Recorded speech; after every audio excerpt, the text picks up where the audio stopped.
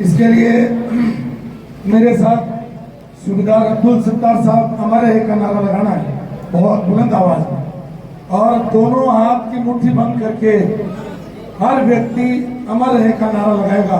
ये मेरा आपसे गुजारिश है। शहीद अब्दुल सत्तार साहब, शहीद अब्दुल सत्तार साहब, भारत माता की धन्यवाद बहुत बहुत आप सबका। आज हम सब लोग सूबेदार अब्दुल सत्तार साहब के याद में जो शहीद स्मारक बनाया उस कार्यक्रम में आए हैं। इस कार्यक्रम में मैं सबसे पहले इस परिवार के लोगों का, थोड़ी आगम साहब आपसे माफी चाहते हुए नाम लेना चाहूंगा। हम सब के बीच में उनके भाई फारूक मोहम्मद साहब बैठे हैं, फारूक मोहम्मद साहब, उनके भाई अब्दुल गफ्फार साहब और उनकी पत्नी मुन्नी बानो, उनका बेटा मोहम्मद दानिश, उनकी बेटी यास्मीन बानो, किस्मत बानो, रुखसाना बानो, खैरुना बानो, नफीसा बानो और उनकी बहनें रजिया बानो, रसीदा बानो, महराज बानो और इसके अलावा उनके परिवार के समस्त लोग और इस माँ की सरजमीन को सबसे पहले मैं नमन करता हूँ। ऐसा सपूत पैदा किया जिसने हिंदुस्तान में इस मावा का ही नहीं पूरे राजस्थान का नाम किया, पूरे भारत का नाम किया। तो शहीद आज हमारे बीच इस कार्यक्रम में एकदम युवा नेता, कल मैं राजस्थान विधानसभा में सुन रहा था, एक बहुत लंबी रेस का घोड़ा जिसको बोलते हैं फौज की भाषा में, युवा है, पढ़ा लिखा है, काम करने का जज्बा है, क्षेत्र की जनता से लगाव और जुड़ाव है। ऐसे हमारे यहाँ के स्थानीय विधायक हम सब के अब्दुल अजीज और मेरे छोटे भाई मुकेश भाकर जी। और अभी मेरा सौभाग्य है कि जब मैं 2003 में एमएलए बना उस समय भवनुका जी हमारे साथ थे, उनके छोटे भाई हाकमली खां जी जो फतेहपुर से प्रतिनिधित्व करते हैं। मैं सोचता हूँ कि शराफत का अगर कोई नमूना देखना है तो हाकमली खां जी को देख लो, शरीफ आदमी जो राजनीति में इस तरीके के हो। तो माननीय हाकम साहब हमारे बीच में अभी हम सबको जिन्होंने संबोधित किया, ऐसे कर्नल सुरेश चंद्र राणा साहब, आपका अभिनंदन है, स्वागत है। क्योंकि 13 ग्रेनेडियर जब जयपुर में थी तो मैं जाया करता था, उसके बाद बीकानेर गई तो भी मैं जाया करता था। 13 ग्रेनेडियर से मेरा लगाव है। और जब मैं जयपुर जाया करता था जब आप कर्नल थे, और दूसरे हमारे कर्नल साहब सुभाष जी, बसेरा जी, लियाकत साहब और नियाज अली खान जी सुबदार साहब, सतवीर सिंह जी सुबदार जी, रामलाल जी, रज्जाक खान जी, रोशन खान जी और शांति राम जी सुबदार साहब और मांगलाल जी, बराला जी, लादू सिंह जी, मेरे भाई कालू जी और लाडनों के प्रथम नागरिक रावत खान जी और हमारे सारे सरपंच जो पीछे बैठे, सारे सरपंच साहिबान, पंचायत समिति सदस्य हैं। और मैं सोचता हूँ कि मुश्ताक साहब आपके इस क्षेत्र से ही आपका प्रतिनिधित्व करते हैं, जिला परिषद के सदस्य, हमारी पंचायत समिति के प्रधान एक तो माननीय हनुमान जी कासनिया जी, आपके बगल में बैठे मेघवाल जी सरपंच प्रतिनिधि और सब यहाँ के सरपंच प्रतिनिधि आरिफ साहब, सभी सम्मानित गांव के लोगों, माँ बहनों, नौजवान साथियों और जिस किसी का भी नाम छूट गया वो सब मेरे प्यारे भाइयों। आज वैसे गर्व की बात है कि आज हमने ऐसा सपूत पैदा किया जिसने अपने प्राणों को इस देश के लिए न्यौछावर कर दिया। आज हमारे लिए गौरव की बात है कि हमारे सब जाति धर्म के लोग यहाँ कोई बिना भेदभाव के आज इतनी बारिश के अंदर खड़े रह करके डट करके ये बता दिया कि जब भारत की सेना सीमाओं पर जाकर के 50 डिग्री और -20 डिग्री में भी काम करती है, +50 डिग्री में, -20 डिग्री में, वो न बारिश देखती है, न ठंड देखती है, न गर्मी देखती है। तो हम भी फौजियों, हम सिविलियन जरूर हैं आपकी भाषा में, हम नेता जरूर हैं, लेकिन हम आप सेना के रूप में बॉर्डर पर खड़े हो और हम आपकी पीठ के पीछे हर कदम पर खड़े हैं। ये आज बारिश में एक भी आदमी मुकेश से हिला नहीं। आप थोड़े से देरी से आए, मेरे को लगा कि लोग चले जाएंगे, लेकिन भीगते रहे लेकिन उन्होंने अपनी जगह नहीं छोड़ी। लोगों ने कहा रास्ता नहीं है, अरे ये फौजी तो जाकर के दूसरी जगह रिस्टारिंग कर देते हैं। अपने थोड़ा बहुत पानी आया और पानी आना चाहिए क्योंकि राजस्थान में बारिश की जरूरत है और बारिश के बिना आपने क्यों कोनी हुआ है। तो आज वो सकून भी चौको हो गयो कि आप सगड़ा भाई सब जात धर्म का आ गया और सारा लोग आए और परिवार के साथ खड़े हो गया, जिसमें वो लगे परिवार के लोगों ने कि माँ के सागे माँ का भाई बहन खड़े। तो ये बहुत बड़ी बात। तो मैं ज्यादा लंबी बात नहीं करके और आप सबके बीच में यही कहूंगा कि मैंने दो बातें आज और की। आज मैंने जीवन खान जी के पोते को बुलाया। मेरे अभी यहाँ आने के बाद में दिमाग में आया कि सत्तार साहब जीवन खान के लड़के हैं, तो इनके पोते को आज कंफर्म किया मैंने, यानी जीवन खान जी के पोते को, कि भाई आपका मकान प्रेमनगर छोटवाड़ा में है, बोले है। तो मैंने कहा कि छोटवाड़ा वाले मकान में मैं आपके किराएदार रहूं, जीवन खान जी के मकान में। मैं यूको बैंक वाले कासिम खान जी, कोपटी वाले लियाकत खान जी और सचिवालय वाले नजीर खान जी, हम चारों आपके बरसों तक, तो हम तो आपके दादाजी के भी शुक्रगुजार हैं। उन्होंने रिटायर होकर के अपनी पेंशन से मकान बनाया, उसमें हम पढ़ करके पहले तो अफसर बने और अब यहाँ तक पहुंचे। आपका परिवार का आशीर्वाद हम सब लोगों के साथ पहले भी था और आज भी। तो दूसरा रिश्ता तेरा कैंडिडेट हमारी शान है सर। और अभी कर्नल साहब कह रहे थे ये के जो है, मैं ये जितने फौजी ने लाके साहब भाषण से काम चलने वाला नहीं है, या अपना आधे सरूट ठोकते उससे काम चलने वाला। आज शपथ लेकर के जाओ कि जो कायम खानियों की भर्ती है उसमें आज नौजवान नहीं मिल रहा है। और गांव में हम देखते हैं कि नौजवान रात को 2-2 बजे तक गांव के गुआड़ में और बाजार के अंदर मोबाइल के ऊपर बैठे बैठे काम कर रहे हैं, और विदेश से जो उनका माँ बाप दुख पा करके कमाई कर रहा है, उसके खून पसीने की कमाई को यहाँ जाया कर रहा है। और आज फौज में आपकी वैकेंसी खाली है, इसलिए नौकरी अगर आप चाहते हो, बच्चों का भविष्य चाहते हो, आज शपथ लेके जाओ। चाहे मैं बूढ़ा या जवान फौजी हूँ, एक व्यक्ति को लेकर के की भर्ती में कायम खानी को लेकर के फौज में मैं जरूर जाऊंगा। तब तो आज सत्तार साहब को ये सच्ची श्रद्धांजलि।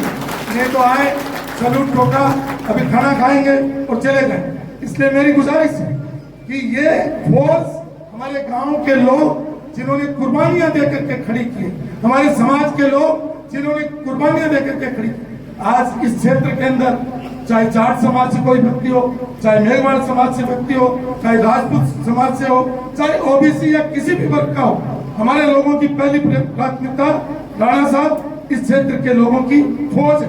और सरकारें आती और जाती हैं, नीतियां बढ़ती और बिगड़ती हैं। मैं ये कहूंगा कि जो ये अग्निवीर है इसके में सुधार होना चाहिए, और जो अग्निपथ योजना जो बनी है ये योजना में बदलाव होना चाहिए, क्योंकि हमारे क्षेत्र के लोग भावना के साथ फौज से जुड़ते हैं। तो ये हम सब लोगों की मांग रहे। और मुकेश जी कल बोल रहे थे हाउस में, इन्होंने भी बात रखी, हाकम खान जी जब बोलेंगे ये भी रखेंगे, मैं भी बोलूंगा तो मैं भी रखूंगा। जहां भी जरूरत होगी हम फौजियों भाई के साथ खड़े हैं कि आपको विश्वास दिलाना चाहते हैं। मैं आपको विश्वास दिलाना चाहता हूँ कि हम सब राजनीतिक रूप से अलग अलग विचारधारा के होंगे, हम कोई अलग अलग पार्टियों में होंगे, लेकिन हमारे क्षेत्र की बात आए, लाडनू डीडमना फतेहपुर की बात आए या नागौर जिले और डीडमना जिले की बात आए, हम सब एकजुट होकर के इस क्षेत्र के लिए, चाहे पीने का पानी हो, चाहे बिजली हो, चाहे शिक्षा हो, सबके लिए हम काम करेंगे। ये विश्वास मैं आपको दिलाना चाहता हूँ। मैं आपसे निवेदन करना चाहता हूँ, आने वाला समय बड़ा कठिन है। अभी कुछ दिन पहले यहाँ बिजली और पानी की समस्या थी, स्कूलों में टीचर्स का अभाव है। ये सब चीजों के बावजूद भी मैं बच्चों से कहना चाहूंगा, नौजवानों से, कि नौजवानों हमेशा प्रतिभाएं अभाव में पैदा होती है। जिनके माँ बाप के पास साधन होते हैं उनके बच्चे नहीं पढ़ पाते हैं, उनके बच्चे नहीं पढ़ पाते हैं, लेकिन जिनके माँ बाप पेट पर पत्थर बांध करके, भूखा प्यासा रह करके, किसान खेत में जाकर के अपने बच्चे को पढ़ाता है, वो इसलिए पढ़ाता है कि ये कल का इस भारत का भविष्य है, ये कल का बुढ़ापे की मेरी लाठी है, इसलिए पढ़ाता है। तो उनके इस खून पसीने की कमाई को आप जाया मत जाने दो। मेहनत करके चाहे फौज में जाओ, चाहे सिविल में जाओ, चाहे बिजनेस करो, लेकिन माँ बाप को निराश नहीं करो। ये मेरी आज के दिन अपील है। आज मैं फौजी भाइयों की मैं ये कहूंगा कि मैं भी एक फौजी परिवार से आता हूँ। जब आप कह रहे थे कि 99 के कारगिल में 16 कैनेडियन में सबसे पहले चार्ली कंपनी आगे थी, उसमें मेरे बड़े भाई साहब वहां उस पहाड़ी पर सबसे पहले मुकाबला करने वाले लोगों में थे और उनकी पहली टुकड़ी के 4 लोग शहीद हुए, बहुत सारे लोगों के गोलियां लगी। लेकिन ये भारत माँ कोई जाति धर्म या किसी दल की नहीं है, ये भारत माँ की मिट्टी हमारी है।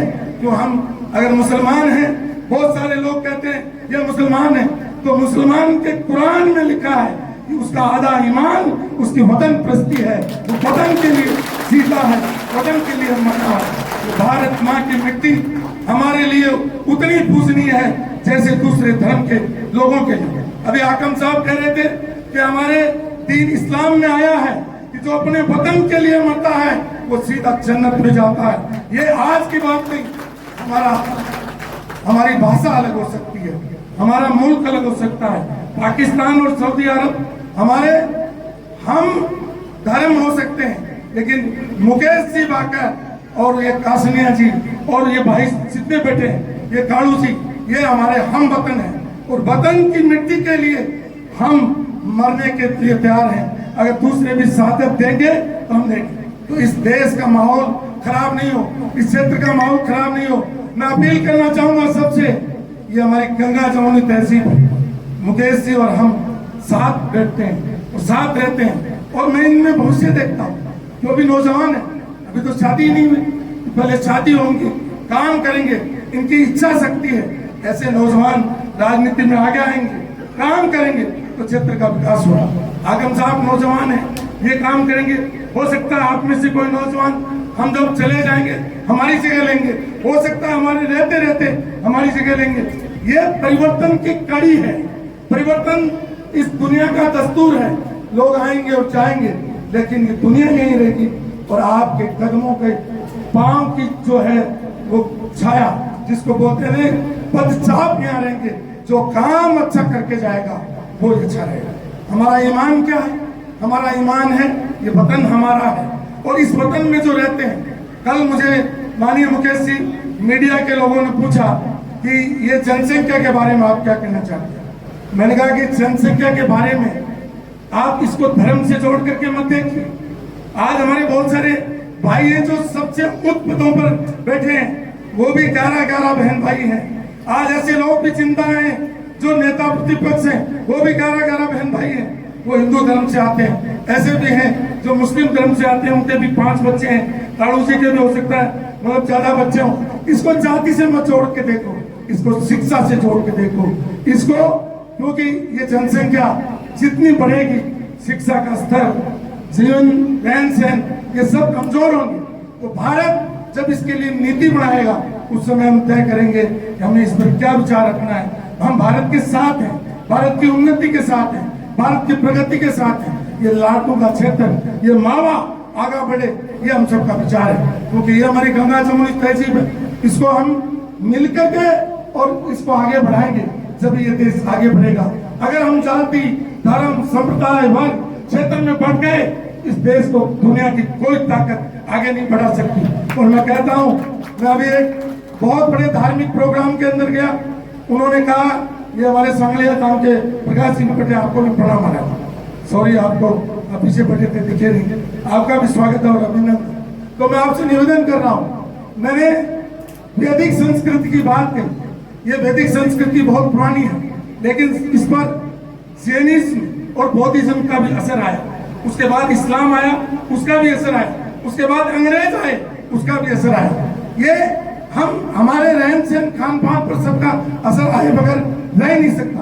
और राणा साहब, मैं तो आपको कहता हूँ, जब फौज ये कहती है कि उसमें जाति धर्म नहीं है, तो हम भी ये कहते हैं कि हमारा मुल्क अगर फौजी लड़ता है तो सिविलियन भी बिना जाति और धर्म के लिए इस माँ की रक्षा के लिए जान की जरूरत पड़ती है। ये हमारा भाईचारा कायम रहना चाहिए। इस भाईचारे में लोगों के बहकाव में नहीं आना है। जो लोग कहें क्योंकि नेता आएंगे और जाएंगे, कुछ तो चले गए, कुछ चले जाएंगे, लेकिन हमारा भाईचारा, हमारा प्यार, हमारी मोहब्बत, हमारा मुल्क यही रहने वाला है। इसलिए हमको मिल करके काम करना है। और मैं लास्ट में ये बात कहूँगा, माननीय मुकेश जी आपको, क्योंकि अपने एक जिले के हैं, 5 विधानसभाओं का नया जिला बन गया, इस जिले में हम लोग को मिल करके काम करना है। ये जो जयपुर भीलवाड़ा का जो सैनिक कल्याण का कार्यालय है कर्नल साहब, मेरी आपसे रिक्वेस्ट है, दोनों से यहाँ नजदीक आप देख के जाओ। और मुकेश जी से मैं रिक्वेस्ट करूंगा उसमें आप भी थोड़ा पैसा दो, क्योंकि आपका पैसा स्पेशल छूट से लग जाएगा। मैंने तो अभी 25 लाख रुपए दिया है, टोटल 50 लाख रुपए दूंगा। और ये फौजियों के लिए मेरे हिसाब से इंटीग्रेटेड ऑफिस, जिसमें जिला सैनिक कल्याण कार्यालय है, जिसमें गेस्ट हाउस है, जिसमें कॉन्फ्रेंस हॉल है, जिसमें कैंटीन है, जिसमें ECHS है, जिसमें शहीद स्मारक अलग है, जिसमें शहीदों के सारी मूर्तियां लगा करके अलग रूम बनाया है। और 1973 का टैंक जो सांबा क्षेत्र में था, जिसने पाकिस्तान के छक्के छुड़ा दिए, हमने ला करके लगा दिया यहाँ। और इस तरीके का इंटीग्रेटेड कार्यालय ये बना है। अंत में मैं फौजियों से रिक्वेस्ट करूंगा कि देखो, पेंशन लेना कोई बड़ी बात नहीं, फौज में नौकरी करके आए, लेकिन आप खिदमत करो। और खिदमत क्या है? एक तो ये जो कार्यालय खुला है, इसको जाओ तो ये समझ करके जाओ कि ये हमारा खुद का कार्यालय है, इसको संभालना हमारी जिम्मेदारी। टीम बनाओ पूरी, इस पूरे विधानसभा क्षेत्र की नहीं, लाटू, भीलवाड़ा, मकराना, नावा, प्रबसर, पांचों के फौजी इकट्ठे होकर के इस कार्यालय के, इसकी भूमि और भवन दोनों आपके सेना सैनिकों के नाम है, क्योंकि सब हमने आपके नाम चढ़ा दिए। हम तो फौज के लिए समर्पित हैं कर्नल साहब, आप देश के लिए समर्पित, और हम सब मुकेश जी, आकम खान और सारी टीम फौज के लिए समर्पित। आओ हम सब मिलकर के इस देश को आगे बढ़ाएं। ये देश हमारा है, क्योंकि लोग कहते हैं कि जहां रहते हो ना वही पकड़। हमारा धार्मिक स्थान अलग हो सकता है, मक्का हमारे लिए मतलब सर्वोच्च है, लेकिन दीन के हिसाब से मक्का है, तो दुनिया के हिसाब से ये हिंदुस्तान की सरजमीन है। और इस सरजमीन की खिदमत में हम कोई कमी नहीं छोड़ेंगे। एक बार पुनः मैं सरपंच जी आपको और माननीय मुकेश जी को धन्यवाद देना चाहेंगे कि आपने ऐसे काम किए। इस पूरी मावा टीम को मैं बधाई देना चाहता हूँ। आज आपने जो शानदार काम किया, ये दिमाग में मत लाना, ये दिमाग में मत लाना बारिश आ गई तो हमारा कमजोर फट गया। मैं तो कहता हूँ ऊपर वाला जो करता है अच्छा करता है। देखो इस इतनी शानदार जगह में हम आकर के शांति के साथ कार्यक्रम कर रहे हैं, ठंडी ठंडी हवा आ रही है। ये ऊपर वाले ने आप पर मेहरबानी की बारिश की है। ये जो है हमारे शहीद के लिए मगफिरत की बारिश है, और अल्लाह उनको जन्नत में आला मुकाम दे, उनके घर वालों को सब्र और हिम्मत दे। और हम तो कहते हैं कि अब्दुल सत्तार जैसा बेटा हर माँ के कोख से पैदा हो, जो इस देश की लड़े और शहादत दे। ये मैं आपको कहना चाहता हूँ। एक बार सुने, हमारे मुकेश जी तो लोकल है, ये तो होस्ट है, लेकिन हाकम लेगा जी हमारे गेस्ट है। तो हाकम साहब, आप इतनी दूर से आए, हम आपका सब ये जितने मतलब आपके पीछे सरपंच बैठे हैं, और आपको जिस साइज का सरपंच चाहिए उस साइज के हमारे सारे सरपंच एकदम तैयार है आपके स्वागत के लिए। लाडनू, भीलवाड़ा दोनों, और मौला से पंचायत समिति के सरपंच बगल में आपके जिला परिषद, उधर 2 प्रधान बैठे हैं, सब हम आपके स्वागत में हैं। आप हमारे इस सरजमीन पर आए तो आपका अभिनंदन है। लियाकत साहब आप झुंझुनू से आए, उनका भी अभिनंदन है। जो इस जिले के बाहर से आए और इस इतनी देर रुके, सबका बहुत स्वागत है। अब मैं आपसे लास्ट रिक्वेस्ट ये करूंगा कि देखिए इतना शानदार प्रोग्राम हुआ, इतना शानदार प्रोग्राम हुआ कि हम सबके हौसले बढ़ गए कि हमें भी फौज में भर्ती होना चाहिए जाकर के। तो अब आपने इतनी देर अनुशासन रखा, इनको जो आए हैं उनको मोमेंटो देंगे, तो मोमेंटो देने से पहले कोई भी हिले नहीं, ये भावना रखनी है और ये दिखाना है ये गिडानिया के लियाकत साहब को कि ये हमारे लाटनू के लोग और हाकम साहब को कि ये हमारी मारवाड़ के लोग इतने अनुशासित हैं कि देखो जब तक प्रोग्राम नहीं हुआ एक भी व्यक्ति नहीं हिला। हाँ, मतलब जो है ये प्रोग्राम पूरा होने से पहले मैं एक बार पुनः हमारे जितने पीछे आप सब लोग आए हो, और मैं 13 घंटे के भाई जोरदार तालियां बजा करके स्वागत करो। 13 घंटे सारे फौजी आए, आप सब फौजी सरदार साहब हरियाणा से जो लोग आए आपका भी अभिनंदन, और सब लोगों का आपका अभिनंदन। और नवाब साहब आप काम करते रहिए, हम सब आपकी पीठ के पीछे पड़े। और मुकेश जी से भी लिखवा के ले आना, अभी ये नहीं तो बांट देंगे पैसे, इनका पैसा ले लो। 5 विधानसभा से विधायकों से आओ, एक दिन चलेंगे कैसा उत्साह के पास चलेंगे, मतलब सबके पास चलेंगे, 5 MLA से लेंगे पैसे, चिंता मत करो। अरे तो फौजी परिवार है ये, तो सभी तो डिसिप्लिन में है। अरे कल जो बोल रहा था ये शेर दाड़ करके, तो मैं तो देख रहा था विधानसभा भाई। वास्तव में मैं लालू वालों को बधाई देना चाहता हूँ कि आपने अपना प्रतिनिधि सही चुना। कल राजस्थान की विधानसभा में ये जो बोल रहा था तो हमारी इच्छा थी, और मैंने तो कहा खड़े होकर के कि हम दूसरों का टाइम भी इनको दे दो, क्योंकि वो थोड़ी लिमिट होती है हाउस में बोलने की, कमी होती है समय की। तो बहुत शानदार। और हाकिम साहब का तो कहना ही, अगर कोई शरीफ शराफत को मतलब कोई नमूना देखना हो तो हमारे हाकिम साहब का ये एक नमूना है। विधानसभा में भी मतलब आप दूसरी बार है, बाकी हमारे सब अतिथि। और मैं सबसे कहूंगा पार्टियां अपनी जगह रखिए, चुनाव हो तो अपनी अपनी पार्टी को जिताइए, लेकिन चुनाव चले जाए उसके बाद में अपने क्षेत्र के लिए मिलकर के काम करिए, जब ये देश उन्नति और प्रगति करेगा। एक बार पुनः आप सबको बहुत बहुत धन्यवाद, हार्दिक आभार। आपने हम लोगों को बुलाया, और सरपंच जी हम आरिफ साहब कह रहे हैं हम अतिथि नहीं, हम भी होस्ट हैं। अतिथि नहीं है, अतिथि तो वो होता है जो जिसको बुलाया।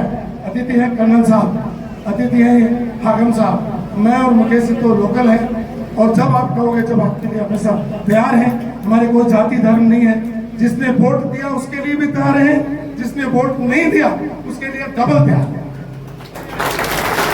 काम आए काम नहीं। इस क्षेत्र में रोजगार कैसे बढ़े, फौज की नौकरियों के लिए मेरा हाथ छोड़ के फौजियों से कहना है कि ये जो हमारी राजपूत राइफल्स है, जाट रेजिमेंट है, या ग्रेनेडियर्स है, या आर्मर्ड है, या जो भी इन्फेंट्री और जो भी मतलब अर्धसैनिक बल है, चाहे CISF है, CRPF है, उसमें ज्यादा से ज्यादा अपने लोगों को भेजो, क्योंकि वो रोजगार का बढ़िया जरिया है और जीवन भर की पेंशन है, परिवार की सुरक्षा है। उसके लिए बच्चों को मेहनत करें, और आने वाले समय में हमारे इस क्षेत्र से और लोग फौज में जाएं और शहादत दें। ये हमारे लिए फख्र की बात थी और है। और एक बार पुनः आपका सबका स्वागत, धन्यवाद, जय हिंद।